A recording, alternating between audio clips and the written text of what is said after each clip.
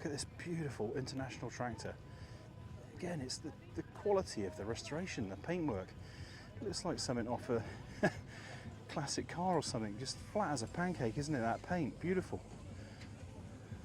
McCormack International B250 diesel. Lovely.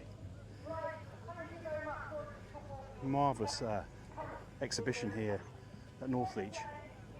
Keep off tractor, too right, it's not a toy, is it? It's been beautifully restored. Look at that. The milk churns on the back and the milkers, brilliant. God. What a crack, what a lovely job. Shining like a cat's eye in a bed.